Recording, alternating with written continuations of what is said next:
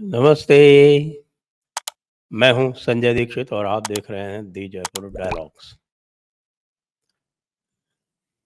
राहुल गांधी के वापस मैदान में आते ही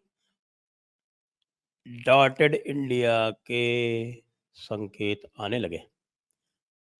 यानी कि पूरा का पूरा मौसम का हाल जो है वो दिखाई पड़ने लगा है और दिखाई पड़ने में सबसे पहले हमने अनुमान किया था कि केजरीवाल जो हैं वो इस डूबती नाव को सबसे पहले छोड़ेंगे। क्योंकि राहुल गांधी के नेतृत्व में कोई काम नहीं करना चाहता, ये तो सब बिल्कुल स्पष्ट है। और केजरीवाल के छोड़ने की जो दिनांक थी वो दी गई थी ये कि साहब जब ये राज्यसभा में हार जाएंगे तो उसके बाद फिर ये ब्लेम करेंगे कांग्रेस को कि देखिए आपके नेताओं ने हमारे विरोध में प्रचार किया, क्योंकि संदीप दीक्षित तो खुल के बोल रहे हैं और संदीप दीक्षित को ऐसा बताया जाता है कि हाई कमांड की ओर से संकेत मिल रहे हैं। लेकिन दादा शरद पवार तो सबसे पहले छोड़ गए लगते हैं। आज पूरे महाराष्ट्र में खलबली है। आज, जी हाँ, आज रविवार को। और खलबली ऐसी है कि चारों तरफ ये चर्चा चल रही है कि Sharad Pawar ji India with dots छोड़ गए हैं। अब ये खलबली क्यों मची, उसके पीछे जो तात्कालिक कारण है वो तो ये है कि जयंत पाटिल अमित शाह से मिलने गए बताया और उन्होंने गुपचुप कोई मीटिंग की, उसको कवर करने के लिए वो शरद पवार से भी मिलने चले गए और फिर उन्होंने स्पष्टीकरण दिया कि साहब मैं तो शरद पवार जी से मिलने आया था। अब जो सीक्रेट मीटिंग हुई है तो आपको पता है सीक्रेट मीटिंग वैसे तो सीक्रेट होती है, लेकिन जानबूझ के थोड़ा बहुत सीक्रेट आउट कर दिया जाता है जिससे कि थोड़ा बहुत खलबली मचती रहे। वैसे भी शरद पवार जी के साथ जुम्मा जुम्मा कोई 15-16 ही बचे हैं एमएलए, उसमें से भी 2-4 चले जाएंगे तो कोई अंतर पड़ने वाला है नहीं, क्योंकि हमारे जो शरद पवार जी जो हैं वो जो 40 उनको छोड़ के गए हैं उनसे भी तो मेल मुलाकात कर ही रहे हैं ना, अजीत पवार से भी तो मिल ही रहे हैं ना। तो यदि वो भी होलसेल अपना पूरा बना के पूरा कंप्लीट कुनबा का कुनबा लेके और भारतीय जनता पार्टी में सम्मिलित हो जाएँ जाके, तो उस पर क्या रोक है? देखिए, उनका तो सपना ये था कि सुप्रिया सुले को वो एग्रीकल्चर और कोऑपरेटिव मिनिस्टर बनवा दें, क्योंकि कोऑपरेटिव में शरद पवार जी की जान बसती है। जिन लोगों को नहीं पता उनको हम बताएँ कि शरद पवार की पूरी जो उत्थान हुआ है और जो उनका जो राजनीतिक जो सारा का सारा जो उनका अस्तित्व है, वो शुगर कोऑपरेटिव्स के कारण है। अब ये शुगर कोऑपरेटिव्स कैसे बनती हैं, वैसे तो बड़ा विषय है, लेकिन आपको मोटा-मोटा ये बता दें कि इन शुगर कोऑपरेटिव्स के ज़रिए ही बहुत सारा काला धन इकट्ठा होता है, क्योंकि गन्ने का जो हिसाब-किताब होता है, वो बहुत सारा कैश में ही होता है और पूरी की पूरी इकोनॉमी इस समय डिजिटलाइज़ होने के बाद भी बड़े कैश ट्रांज़ैक्शंस होते हैं।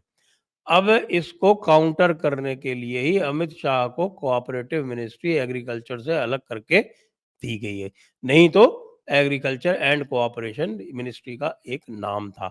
अब कोऑपरेशन को एग्रीकल्चर से अलग कर दिया गया है। तो ये उनको भी पता था कि अमित शाह का जो कोऑपरेशन में आने का अर्थ ये है कि जो ये पूरा का पूरा महाराष्ट्र जो कोऑपरेटिव सोसाइटीज़ के ज़रिए चलाया जाता है, उन पर अब आधिपत्य होगा भारतीय जनता पार्टी का। इसका मतलब ये है कि जो ग्रामीण क्षेत्र की अर्थव्यवस्था की रीढ़ है कोऑपरेटिव्स, उस पर भारतीय जनता पार्टी ने अपना पासा फेंक दिया है। अब शरद पवार जी के लिए ये चिंता की बात तो थी ही, फिर बाद में उनका जो अ, कुनबा है वो भी टूट गया और उनको ये संभवतः आशा थी कि हमारे राहुल गांधी जी जो हैं वो नेतृत्व नहीं करेंगे तो उनका भी कुछ स्कोप बन सकता है। मान लीजिए और कुछ नहीं तो लीडर ऑफ ऑपोज़िशन ही बन जाएँगे, राज्यसभा में इत्यादि में कुछ हो जाएगा। लेकिन जैसे ही सुप्रीम कोर्ट ने ये पूरा का पूरा जो है इसमें जिसको कहते हैं कि स्पैनर इन द वर्क्स डाल दिया, जब पूरा का पूरा खेल खराब कर दिया, बनी बनाई खीर में बढ़िया सी फर्स्ट क्लास खीर बनाई गई, उसके ऊपर वर्क लगा दिया गया, ऊपर से नमक डाल दिया थोड़ा सा, पूरी खीर गई फट। और वो नमक कौन है? हमारे राहुल भैया। तो ये जो स्थिति इस समय बनी हुई है महाराष्ट्र में, उसमें कम से कम एक बात तो स्पष्ट है कि हमारे यूबीटी साहब और हमारे राहुल भैया, वो महाराष्ट्र में पूरी तरह से अप्रासंगिक होते जा रहे हैं।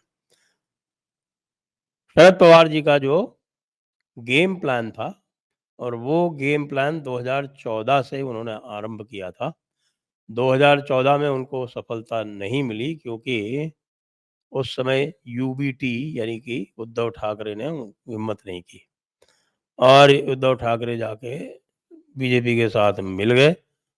उस समय भी प्लान यही था कि भाई हम किसी भी तरह से यहाँ से बीजेपी वर्सेस एनसीपी करके एक नया सेटअप कर लें, एक नई टेम्पलेट बना लें महाराष्ट्र में, जिससे कि महाराष्ट्र की राजनीति से ये कांग्रेस और ये उद्धव ठाकरे की शिवसेना, ये दोनों आउट हो जाएं। अब उस समय तो इनका प्लान सफल नहीं हुआ, इनकी योजना फलीभूत नहीं हुई। 2019 में हो गई, और 2019 में पवार साहब ने सेंस किया कि भाई उद्धव ठाकरे जो है वो उसकी महत्वाकांक्षा जागी हुई है, और वो मुख्यमंत्री बनने के लिए कुछ भी कर सकता है। वो किसी भी प्रकार का त्याग कर सकता है, किसी भी प्रकार का अपने स्वयं के लोगों को धोखा दे सकता है। उसका उन्होंने पूरा लाभ उठाया, और डोरे डाल के सोनिया गांधी को भी मना लिया। वैसे भी सोनिया गांधी को और कोई मनाने की स्थिति में था नहीं, शरद पवार ही ये कार्य कर सकते थे। और बीच में उन्होंने ट्रायल बलून भी फेंक दिया। आपको पता है कि किस तरह से देवेंद्र फडणवीस ने सारी बातें आउट की थी, और जिसका समर्थन अजीत पवार ने भी बाद में कर दिया था कि भाई उनके कहने से ही सब कुछ हुआ था। और जब वो शपथ लेने वहां पहुंच गए तो 5 मिनट पहले उनका फोन आता है, कहते हैं कि साहब मैं अब इसके साथ नहीं हूँ। तो अब ये कह रहे हैं कि साहब हमने देवेंद्र फडणवीस को एक्सपोज करने के लिए किया था। बहरहाल वो उनका जो प्रयोग था वो चल गया 2 ढाई साल, लेकिन अब तो लेने के देने पड़ रहे हैं। बिल्कुल लेने के देने पड़ रहे हैं। पवार साहब जो हैं वो धीरे-धीरे समाप्त होते जा रहे हैं, उनकी क्षमताएँ समाप्त होती जा रही हैं। 83 साल के वो हो चुके हैं। तो एक सीमा होती है, अब आप कुछ भी कहें, आयु का तो अंतर पड़ता ही पड़ता है। आप उतनी ऊर्जा कहाँ से लाएँगे जो आप 50 वर्ष की आयु में रखते थे, या 60 वर्ष की आयु में भी रखते थे। 60 वर्ष की आयु में तो जो राजनेता है वो बिल्कुल युवा होता है। अब वो स्थिति है नहीं। इसलिए महाराष्ट्र की राजनीति में जो आप उबाल देख रहे हैं, ये अब आपके इंडिया विद डॉट्स के अलग-अलग घटकों में फैलने वाला है। जैसा हम पहले आपको कह चुके हैं कि केजरीवाल इसके अगले शिकार हुआ चाहते हैं, बल्कि केजरीवाल ही शिकार करेंगे, और उसके बाद फिर आप इसको देखेंगे कि ये ममता बनर्जी तक जाएगी। ममता बनर्जी के जाने के बाद फिर बाकी जितने भी और घटक हैं, वो भी अपनी मसल फ्लेक्सिंग करेंगे और कहेंगे कि भाई राहुल, कहाँ से आए तुम? कहाँ से आए बदरा? हाँ, अब ये बदरा बरसेंगे तो है नहीं, इनमें पानी तो है नहीं, तो हम क्यों इस बदरा के पीछे हम अपना समय खराब करें? ये बात अब होने वाली है।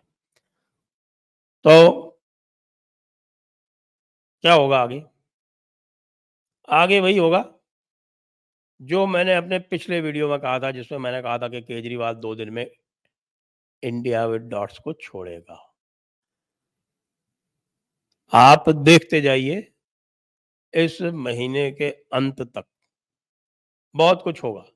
और इसीलिए ऐसी जानकारी भी मिल रही है कि जो मुंबई में होने वाली इंडिया विद डॉट्स की बैठक थी, डॉटेड इंडिया की बैठक थी, वो स्थगित कर दी गई है। कितने दिन के लिए स्थगित की गई है, कहाँ के लिए स्थगित की गई है, यह अभी स्पष्ट नहीं है, लेकिन इस समय स्थगित कर दी गई है। तो इससे साफ पता चल रहा है कि क्या हो रहा है।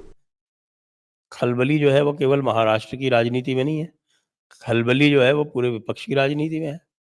अब आप जानते हैं, हम भी यही चाहते हैं कि राहुल गांधी जो हैं वो अत्यंत आत्मविश्वास से भरे रहें, क्योंकि जब वो अत्यंत आत्मविश्वास से भरे रहते हैं तो फिर उसके ऐसे उल्टे-पुल्टे काम करते हैं जिसके परिणाम घातक होते हैं उनकी ही पार्टी के लिए। वो होंगे, लेकिन अब आप तो क्या कर सकते हैं भई? डॉटेड विद इंडिया ने अपने लिए यही रास्ता चुना है, तो जो आपने चुना है उसके परिणाम तो आपको ही भुगतने पड़ेंगे। नीतीश कुमार जी जो हैं, उनकी स्थिति ये हो गई है कि वो बिहार से कोई सुरक्षित सीट उनको नहीं मिल पा रही है। तो कह रहे हैं कि हम उत्तर प्रदेश आके लड़ेंगे। भाई अब ये तो हम क्या कह सकते हैं इसको? इससे बड़ी मूर्खता तो कुछ हो ही नहीं सकती। उत्तर प्रदेश में कौन जानता है आपको? आप राष्ट्रीय नेता बनना चाहते हैं और आपकी स्थिति ये नहीं है कि आप अपने राज्य से चुनाव लड़ सकें। तो भाई ये डॉटेड इंडिया जो है, अब ये उसी प्रकार हो गई है कि ये जो डॉट, डॉट, डॉट, डॉट है, ये टुकड़े-टुकड़े इंडिया जिसको हम कह रहे थे, ये अब टुकड़े-टुकड़े होकर बिखरने की कगार पर अत्यंत शीघ्र आ गई है। पहले हम ये अनुमान करते थे कि कम से कम ये मामला जो है इनका दिसंबर-विसंबर तक तो चलेगा। कम से कम जब तक परिणाम नहीं आ जाते, जो 5 राज्य हैं जिनके चुनाव होने, तब तक तो ये स्थितियाँ चलेंगी, ऐसा अनुमान लगाया जाता था। लेकिन ना, ये टुकड़े-टुकड़े इंडिया तो अभी से ही टुकड़े-टुकड़े होने पर उतारू है। बस आगे भी तेल देखिए, तेल की धार देखिए। जय हिंद, जय भारत, वंदे मातरम।